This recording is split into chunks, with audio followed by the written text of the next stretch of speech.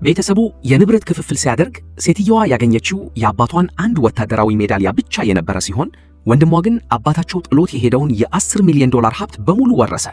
ነገር ግን በዚያን ጊዜ አባቷ ከመሞቱ በፊት የነገራትን ቃል አስታወሰች። አባትሽ መቼም ቢሆን ተጎጂ እንድትሆኚ አይፈቅድም፣ አንቺ እንድትከስሪ ፈጽሞ አልሻም ብሏት ነበር። ስለዚህ ሴት ልጅቱ አባቷ ፈጽሞ እንደማያታልላት ከልቧ ስላመነች ያነሰውን ድርሻ የያዘውን የውርስ ስምምነት ያለምንም ማንገራገር ፈረመች። እውነታው ግን ከልጅነቷ ጀምሮ እናቷ የምትመራበት አንድ ሕግ ነበራት። ማንኛውም ጥሩ ነገር ሁል ጊዜ ቀድሞ ለወንድሟ ይሰጥ ነበር። ሕፃናት ሳሉ በምግብ ሰዓት የዶሮው ታችኛው እግር ሁል ጊዜ ለሱ የሚሰጥ ቢሆንም አባቷ ግን በምስጢር ሌላ አስቀምጦላት በድብቅ ይሰጣት ነበር። ወንድሟ መካከለኛ ደረጃ ትምህርት ቤት ሲጀምር እናቷ ለትምህርት ቤት ክፍያ $1000 በቀላሉ አውጥታ ሰጠችው።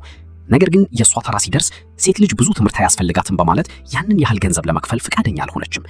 በመጨረሻም የራሱን የግል ቁጠባ በምስጢር አውጥቶ ያስተማራት ያው አባቷ ነበር። ሴት ልጅቱ አባቷ በቤተሰቡ ውስጥ ብዙም ተሰሚኝነት እንዳልነበረው ታውቃለች። ነገር ግን በእድገቷ ሂደት ውስጥ አንድም ቀን ያለ አግባብ እንድትበደል ፈቅዶ አያውቅም። ስለዚህ አሁንም በዚህ ጊዜ አባቷ ሙሉውን የ10 ሚሊዮን ዶላር ሀብት ለወንድሟ ሰጥቶ ለሷ ግን ወታደራዊ ሜዳሊያ ብቻ ጥሎላት ሲሄድ አሁንም እሱን ማመንን መረጠች። አባባ እኔ አልቸኩልም፣ አንተ ፈጽሞ እንድጎዳ እንደማታደርገኝ አውቃለሁ አለች በልቧ። እናቷ ልጅቱ ውርሱን እንዲህ በቀላሉ ትቀበላለች ብላ ፈጽሞ አልገመተችም ነበር። በመሆኑም ልጇ ሚሊዮነር መሆኑን ለማክበር ወዲያውኑ በቤት ውስጥ የደስታ እራት አዘጋጀች። የምራትየዋ የወንድሟ ሚስት አባትን ሆስፒታል ውስጥ ሲንከባከብ በጣም ደክሞት መሆን አለበት በማለት በደስታ ሽሪምፕ መዘዛ ለወንድሟ አቀበለችው። ይህች አንዲት አረፍተ ነገር የሴት ልጅቱን የትዕግስት ወሰን በአንድ የሰበረችው።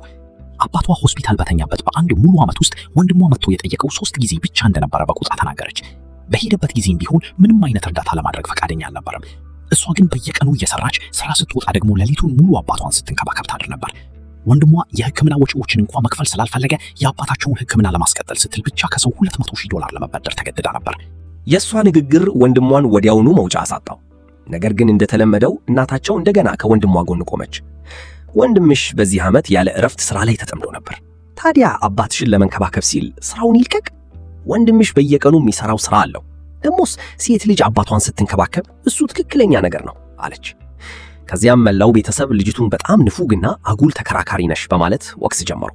ወንድሟም በንዴት እየጮኸባት ስለ ውርሱ ብቻ እንደተናደደች ገለጸ። ይህ አባታቸው የፈለገው ትክክለኛ ነገር እንደሆነም አከለ። ሶስተኛ አጎታቸው እንኳን ሳይቀር በቁጣ ጣልቃ በመግባት እሷ ፈጥናም ይሁን ዘግይታ አግብታ የምትወጣ ሴት ልጅ መሆኗንና ወንድሟ ግን የቤተሰቡ እውነተኛ ምሰሶ መሆኑን ተናገረ። በቃ ነገሩ ተጠናቋል፣ ያንቺ ድርሻ ተለይቶ ተሰጥቶሻል፣ አሁን ከዚህ መውጣት ትችያለሽ በማለት ወንድሟ ከቤት እንድትወጣ የነገራት መሆኑን ወዲያውኑ ተረዳች። ደሞም በውርስ ስምምነቱ መሰረት ቤቱ አሁን የሱ ነበር።